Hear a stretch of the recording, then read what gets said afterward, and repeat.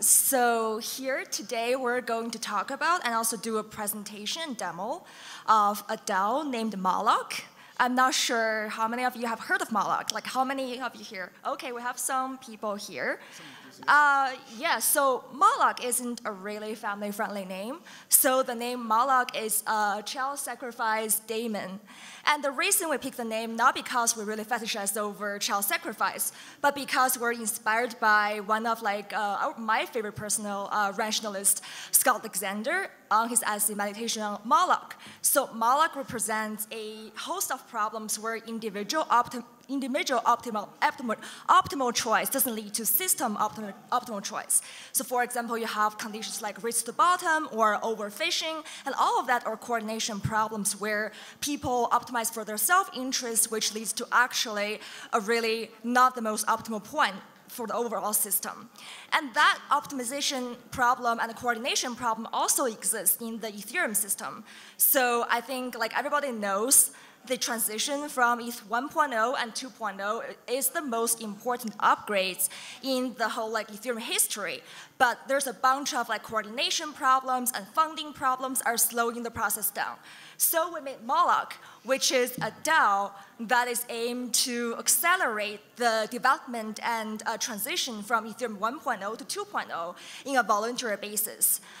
So it's a grant-making DAO, and we take members and also grantees in the DAO. It's actually a really simple DAO with only about 200, 175 lines of code. Okay, I can add more. So we deployed the contract about 2 days ago, and the first proposal for the first member are submitted. So now do you want to take over and do it? Yeah. Thank you, Cassandra. For those of you who don't know Cassandra, she used to run the Ethereum Community Fund, which was another attempt at trying to solve coordination problems to help the Ethereum ecosystem move faster. But there was rife with political differences and alignment difficulties. And so we thought that a DAO would be an elegant solution to some of those problems and would be able to facilitate fundraising and resource allocation cheaper. So I'm going to do a couple things today. I only have about 10 more minutes, so I'm going to go pretty quickly. This is the transaction that created the contract. As you can see, we did it at 1 a.m. Here, which is aligned with 12 a.m. Pacific, so Moloch's birthday is Valentine's Day. This was an act of love. This building Moloch, we actually started writing the contracts this year, last year here at ETH Denver. And so it's really cool to be able to see it come to fruition.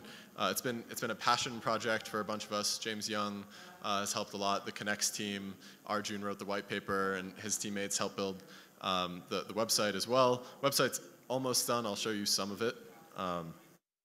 Yeah. So oh, this is the actual contract address. It has a couple transactions sent to it. I got the input parameters of this one wrong. So before I talk about how Moloch works, I'm going to talk about what it's for first. And so the thing that we want to do first with it is try to make ETH 2.0 happen faster. This is something that everybody in the Ethereum community can sort of get behind as something that we need to do. It's going to take a lot of effort from all of us, and we want to be at the forefront of this. So 2 weeks ago, I worked with a consultancy called Kyokan to publish a report about the state of ETH 2.0 that provides some direction for initial grants. And so, one of these we identified as there's no real ETH 2.0 lead, and that there could be a additional management that might be helpful, at least on the engineering side of things. To some of the ETH 2.0 developers, I gave a presentation that had these slides. So this was just a link to the report that we published, then we all discussed it. It was cool.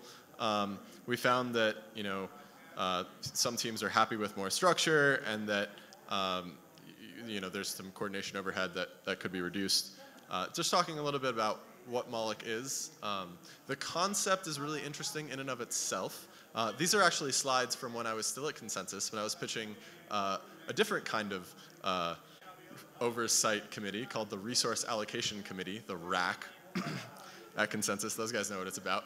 They're all at this presentation.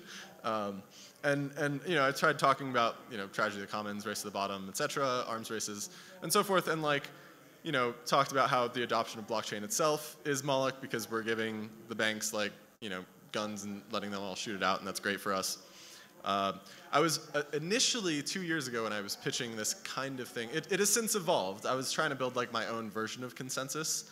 The ethos wasn't appreciated as much at that time. It's trying to make it a little more Spartan. They're a little more Athenian. Let's discuss everything. The point of Moloch is if we were just doing this in a vacuum, it'd be fine. We wouldn't need to speed up. We could just take however long we wanted. But the reality is that there are other teams building things that make a lot of sense in the space, and we should pick up the pace if we want to remain competitive. So we are in a Moloch situation, whether we like it or not, and if we can beat our own community Moloch of coordination failure, then we could potentially even get ahead of all the rest of the teams and make Ethereum not just the cool thing that happened in 2015 or 2014, but something that stays around forever. We are in a blockchain space race, and that is why we want to do Moloch. And I'm going to talk a little bit about how it works. This is what the UI is supposed to look like. There are some kinks here. It's great that we have an entire hackathon now to figure this out. Couldn't have had better timing. There's one member right now, and that's me. I'm the summoner, so I get one vote, one share. And as soon as I vote other people in that have more shares than I do, then I lose any advantage that I have, and it's decentralized. There's no sort of any specific roles or anything. So you can see there's 2 proposals right now. You can't really see anything about them because the UI isn't reading it right. But I'm going to show you on my crypto. So I put in the contract address and the ABI. And so I check the proposal queue, and I see that there is a proposal. I see that it matches the address Cassandra made. So we all also made Gnosis safes for Moloch so that we could integrate. And then we are requesting each 100 shares. So there's 15, 16 people who've committed to being founders and put up 100 Ether right now. And so the rate limiting step right now is getting the Gnosis safe multi-sig approved transaction on the contract. And then once we have that, then I can submit a proposal to include you. And so this is the proposal for Cassandra. And so it says the details, and it says the token tribute that she offered. So she put up the 100 WETH. And then if I read proposal queue number 1, that would be me. And so you can see in the details it says my name because I put it in when I submitted it. All right, cool. So a little bit about how it works, and then I'm going to vote us both in, doing it live.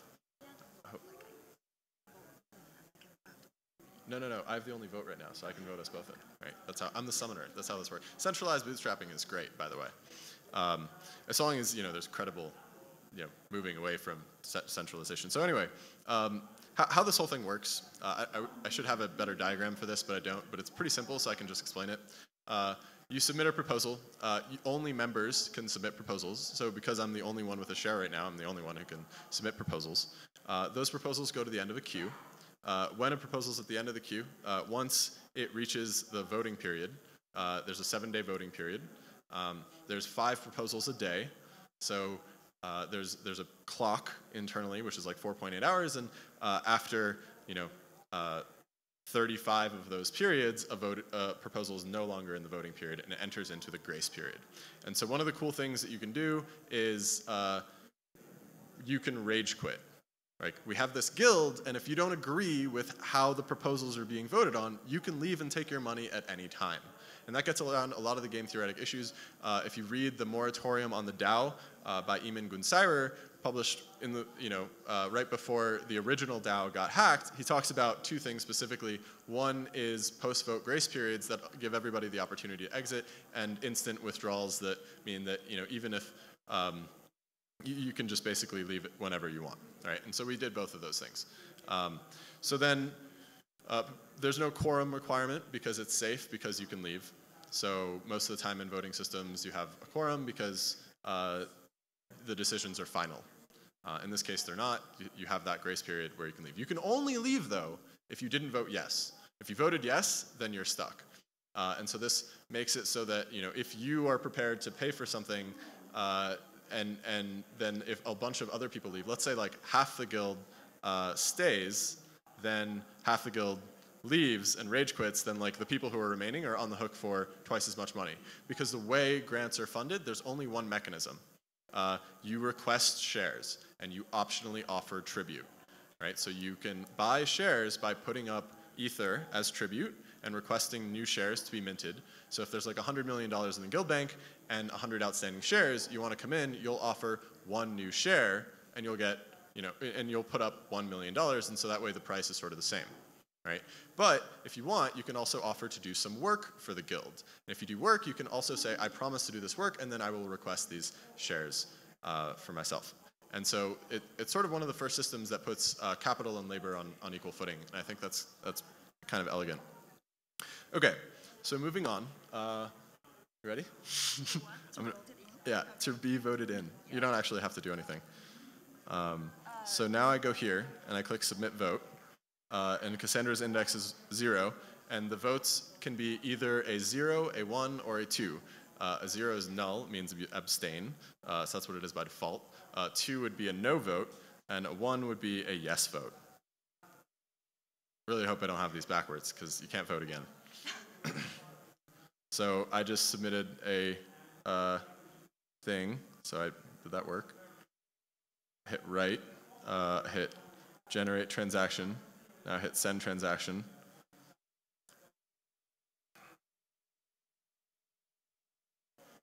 Now hit send. Now we get the MetaMask thing.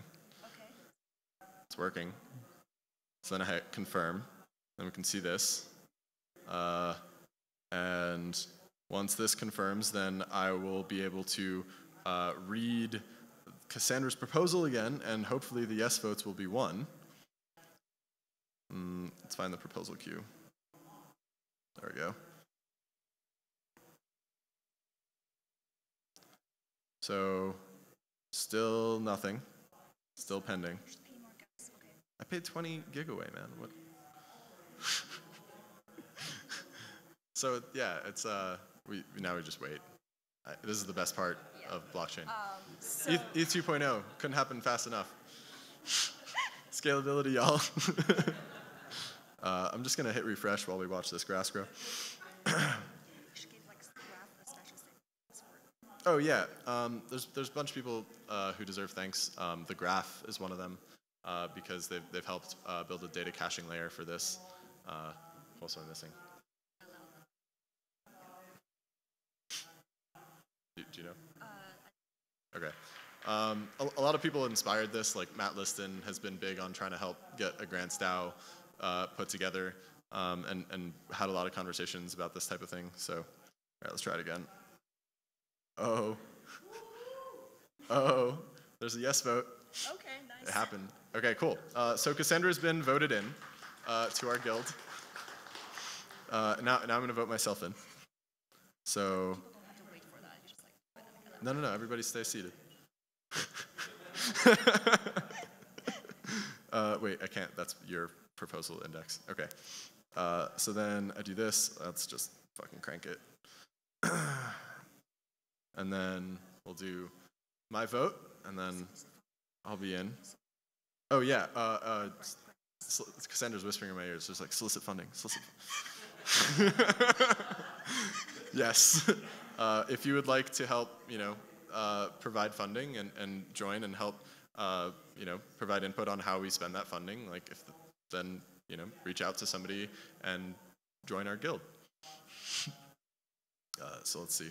Once this is done, then it's done. Yeah, we can basically wrap up here. There are a lot of problems we're still need to figure out. Launching the contract and launching the website is just step one. We still need to figure out how do we coordinate off-chain? How are we going to select things to fund? And how do we set priorities? So if you want to help any of that, you can join the guild by contributing work. Or you can contribute capital if you want as well. So. Yep. my transaction confirmed.